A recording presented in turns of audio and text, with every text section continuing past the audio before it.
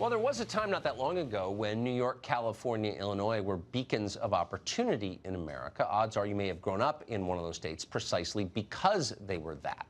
But now those three states are failing, and they're doing so at a very rapid pace. In 2017, New York, California, and Illinois were the first, second, and third in losing residents to other states. New York leads. New York lost 180,000 people to other places. California lost 156 people total. That number may be misleading because of the inflow. We're not exactly sure. Lost a ton, though. Illinois lost 114,000 people. They're the only states to lose more than 100,000 of their own population.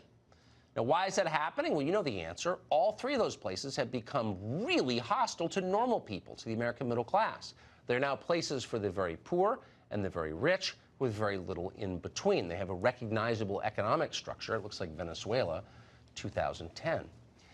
Do they have plans to change that, though? No, they don't. Instead, their plan is to further tax the middle class to provide benefits to illegal aliens from other countries. In the state of California, the new governor, Gavin Newsom, says he will fight hard to uphold the state's sanctuary law. Watch this. Together, let us build a house stronger than the coming storms, yet open to the world. A house that provides shelter to all who need it and sanctuary to all who seek it. We will not have one house for the rich and one for the poor, or one for the native born and one for the rest.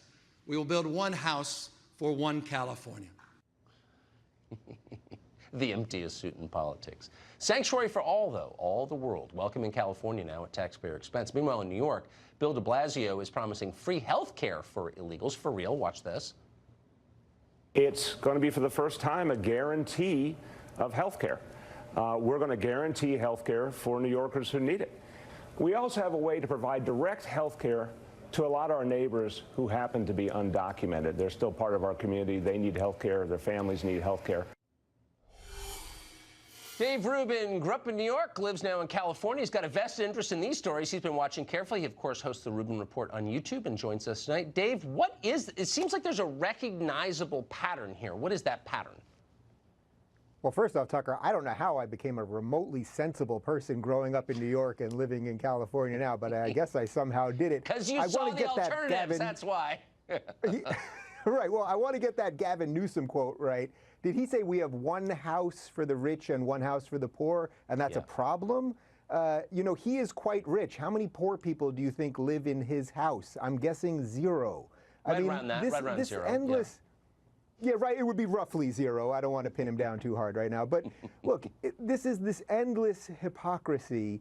I want to be very clear on the immigration front. I am for legal immigration. We are a nation of immigrants. My great-grandparents on both sides came here as immigrants. I'm sure your family came here as immigrants. As a matter of fact, I know that they did. Almost everyone in the United States came here as an immigrant, unless you're Native American or your family was brought here as slaves, and that's a separate issue. We are a nation of immigrants, but the idea that if you come here illegally, you should be getting more from the state, so the state should take from some who produce and give to others who are here illegally in the first place, to thus, well, force them to stay further illegally. This is a major problem, and what this really comes down to is what is so consistent with everything that's happening on the left these days and with progressives. We say things that sound nice. It sounds nice. We're going to give everyone health insurance. We're going to have sanctuary cities. It sounds really nice.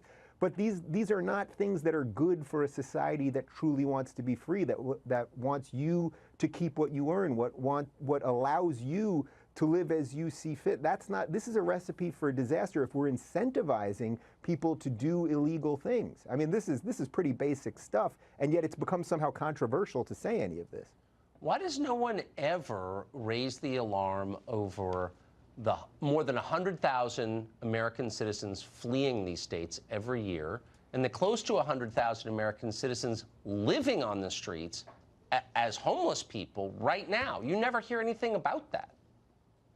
You never do hear anything about it. I mean, I can tell you this. I've been on tour most of this past year, and I went to probably about 80 cities in the United States, all over the country, everywhere from New York to California.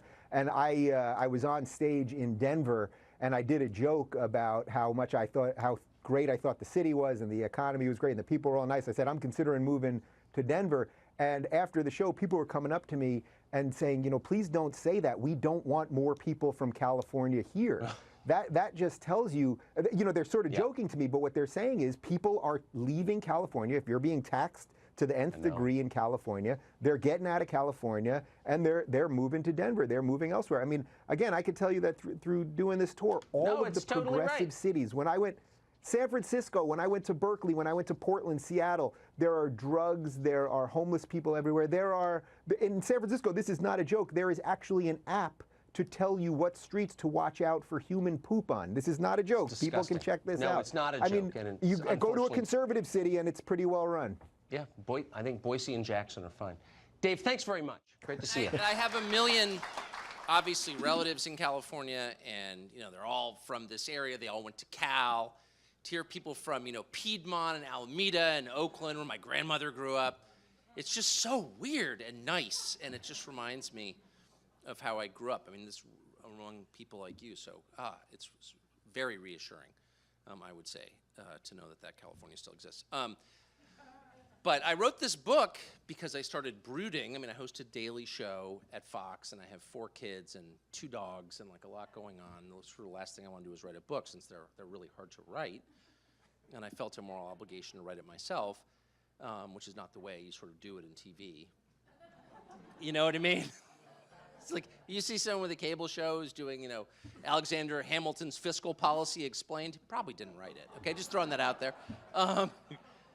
But I actually wanted to write this because I found myself brooding on a single question. And I'm hardly an intellectual or a profound abstract thinker. I mean, I'm literally a talk show host, okay? So I don't want to kind of pretend that I'm something I'm not. And by the way, I should say, this book is not a sort of populist war cry, as it's been described by people. I'm not a populist. I mean, I'm literally from Pacific Heights, La Jolla, and Georgetown, so it's not like I'm here to give you the view from coal country or something. I'm not, you know what I mean? I'm not going to pose. But the question that I couldn't get over was, why did America elect Donald Trump? And it's one of those questions. So I covered the campaign, and then immediately after the campaign, got a nightly show. And so I didn't have that much time to stand back from it to sort of consider this, but it was such a glaring question because it was such an unexpected outcome that I expected at some point it would be the topic of national conversation. How did this happen? Whether you're for it or not. And if, I work at Fox, so I actually agree with a lot of what Trump says. That doesn't make his election any less remarkable. It was totally unexpected by everyone, including him. No, it's just true. It's not, right? I mean, like, nobody expected this. So where I live in Northwest D.C., Washington, D.C., not the state, this was deeply unwelcome news. I mean, people really don't like Trump. You think they don't like him in the Bay Area. You don't think they don't like him in Presidio Heights. You should come to where I live, which is 96% for Hillary Clinton. And the rest for, like, the Weed Party or something. Our third-party candidates outperform Trump, every single one of them. So Donald Trump is the nightmare of my neighbors. All of them, including the 3 Republicans in my zip code. Idi Amin would get a warmer welcome in our dog park. No exaggeration. So they were completely horrified. I was on the set in Fox in New York on election night, and my next-door neighbor, whom I love, who's a kind of moderate, actually pretty conservative Democrat, worked for Bill Clinton as a consultant, has been successful, very good guy. And really on the moderate end, the conservative end, especially on the social issues, you would all like him, of the Democratic Party, texted me to say, we're leaving. And I said, where are you going? He said, no, we're leaving permanently. And I said, are you going to sell your house? He goes, I don't know, we're just leaving. We're going to New Zealand. I said, well, can I use your pool when you're gone? I didn't really. It's hard to take, as someone who covers campaigns, it's sort of hard to take the hysteria too seriously because it's a perennial event. We're going to have another election, right? And if you don't like the outcome this time, presumably you can change the outcome next time, right? That's our system. So it's not really the end of the world. It's the changing temporarily of the guard. And that's okay. It's happened before. People I don't care for have won elections. And I didn't abandon my house, right, in response. But that was really their feeling. And it was a mixture. It was a conventional stages of grief thing. They felt deeply threatened by Trump personally. They could not control Trump. That was really the key to what I realized later. He was not recognizable to them. It wasn't that he was some right-winger. He wasn't, actually. He wasn't even really a Republican. So for generations, for my whole life, you would hear from the left, growing up here, I would always hear this. If the right ever takes charge, they're going to impose a theocracy. Jerry Falwell will be president. You remember that? And the only person I ever met growing up who went to church was our housekeeper. No, I'm serious. Like, I grew up in I was baptized at Grace Cathedral, actually, by my uncle, the bishop. And that was kind of the last time I appeared in church, until I was an adult. So the left was very concerned that the right was comprised of these snake handlers from deep in Alabama somewhere who were going to impose a kind of Old Testament version of government on the rest of us. But when it really happened, we got kind of the opposite, actually. Trump is not a theocrat, not to blow your minds. In fact, a friend of mine did the famous interview with him where he asked Trump, what's your favorite book of the Bible? And Trump goes, well, the Bible. And my friend said, no, but what's your favorite book of the Bible? And Trump kind of narrowed his eyes because he knew it was a trick question, and he goes, the Bible, okay? Totally unaware there are component books within. So we didn't get a theocrat. And we didn't get someone who was rigorously loyal to the sort of talking points of institutional conservatism. That's for sure. Not even familiar with some of them. So we got something very different from what they feared, and they hated him more. Why? It's kind of interesting. Why? Because he's so right? No. Because they could not control him, and because his message was aimed